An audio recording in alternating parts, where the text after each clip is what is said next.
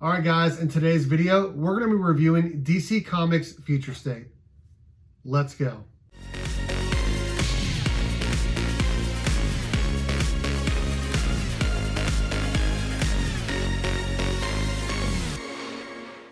What's up, everyone? My name is Steve from Burke Family 54 Comics, and in today's video, I'm going to be joined by a couple of my friends, Ryan New Guy and Mark from Legion of Comics, as we review and talk about DC Comics event Future State. Now, before we get into today's video, I do want to say that we also did a DC Comics event Future State preview. A link to that video is in the description of this video, and it was posted on all three of our channels. So what is Future State? Well, let's hear from Mark from Legion of Comics to talk about what DC Comics event Future State is. Omniverse United, a continuity that is wide open, a rich history where everything that has come before is canon and has happened. So what is Future State? It's a glimpse into the possible unwritten worlds of tomorrow, rooted in the newly structured and infinite DC Omniverse. So as you heard from Mark from Legion of Comics, Future State is a glimpse at a possible future where anything is possible. Now, this 2-month event from DC Comics really gave us some really cool characters and stories. We had the next Batman, the Magistrate, the new Wonder Woman Yara Flor, and so much more. Let's go ahead and get into our DC Comics event Future State review. Let's first hear from Mark from Legion of Comics. Mark, what did you think about Future State? What's going on, guys? Thanks for having me back. I'm really excited to get the chance to talk Future State again. And this time, it's the wrap-up.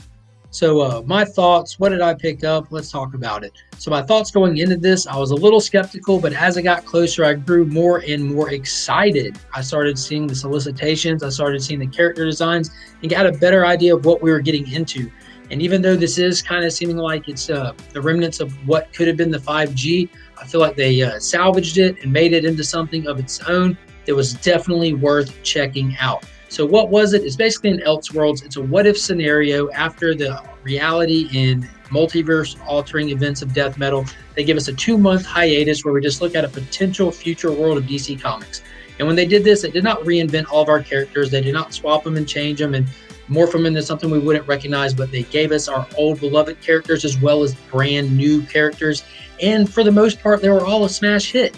We were introduced to the new Yara Flor Brazilian Wonder Woman, who was actually really amazing. It blew my mind. We got introduced to the next Batman with Jace, aka Tim Fox.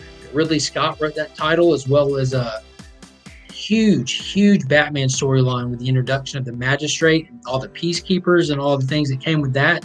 So there was actually kind of clusters of story arcs, and I picked up initially almost every book the first week, and after I kind of read them and saw how good they were, I went and decided to just pick up all the titles across the board.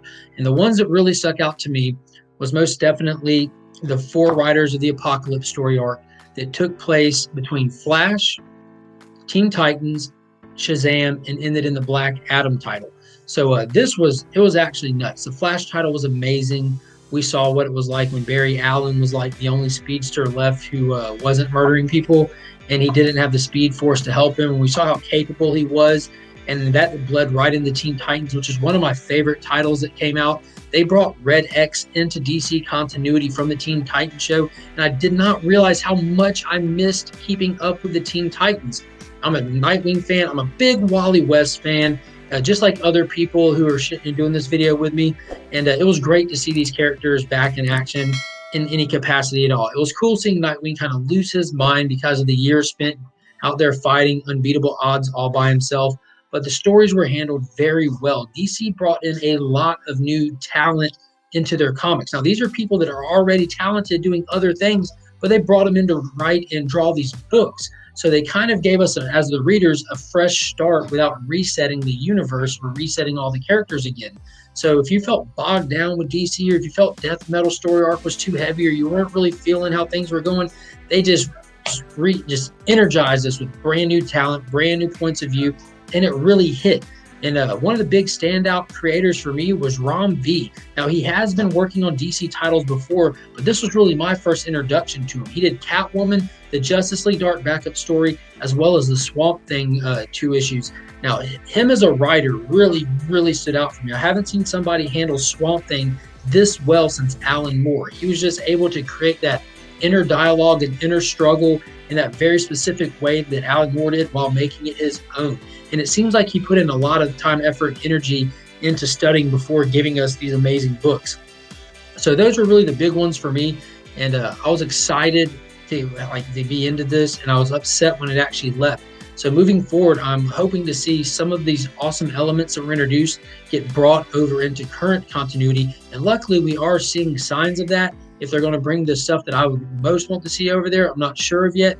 We do know that Red X is continuing on, as well as some of the Magistrate stuff that's going to be bled over. And the coolest part is we saw how it all ends with Future State, and now they're taking us to the beginning. But we know that they're not going to write these books to the point of saying to be concluded in Future State. So we know the stories are going to deviate in some way that we're not going to expect. So I'm really excited to see where that's going to take place and how it's going to be a different outcome than what Future State was. So that's pretty much my take on it. Overall, I give the event itself an easy 8 out of 10. It was solid across the board. There's a couple of titles that just weren't for me, but they don't necessarily mean that they were bad, except for Legion of Superheroes. Stay away from that hot garbage. Back to you guys. Excited to be here with Mark and Steve. Thanks for having me on the channel. Future State was an event that I think we all talked collectively about how we weren't really all that interested in it. I don't want to say that we thought it was going to fail, because I definitely believe that Mark believed in it. But I think, especially for me and Steve, it was almost a surprise how good it was. There was a lot of quality. They threw some interesting ideas out there, and they brought in some different talent and really created some unique possibilities for the universe. And there are things in this that I'm really excited to see more of, or I at least hope that we get more of. I think probably the biggest discovery for me was Yara Flor as Wonder Woman. I've never really been that into Wonder Woman. I think she is a cool character that exists, but probably not for me. However, reading Yara Flor in Future State, I absolutely love this character. She has this very relatable sense of uneasiness about the world, where she has the power to save the world, but maybe the world doesn't really need her right now, and she's kind of looking to find her place. And I found often, especially like when you see her in Superman, Wonder Woman, Future State, it's almost this sense of like nothing is wrong, but also nothing is right, and she just seems kind of unsettled and unsure of her place in the world, and that's a character I can really get behind and relate to. So I'm excited to see more of Yara Flor in the main universe and in Infinite Frontier and everything moving forward. The next thing I would like to talk about is the Generations Shattered and Generations Forged. I don't know, DC actually handles these kinds of books pretty well.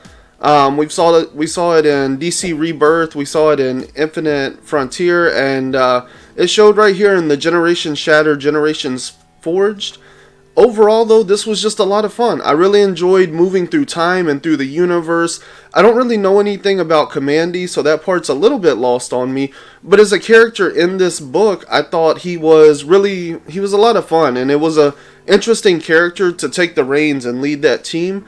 And so I would like to see more of these kinds of opportunities for DC to tell these stories that are just kind of like these one-shots that bring in all these random characters and kind of just do like a random one-off event.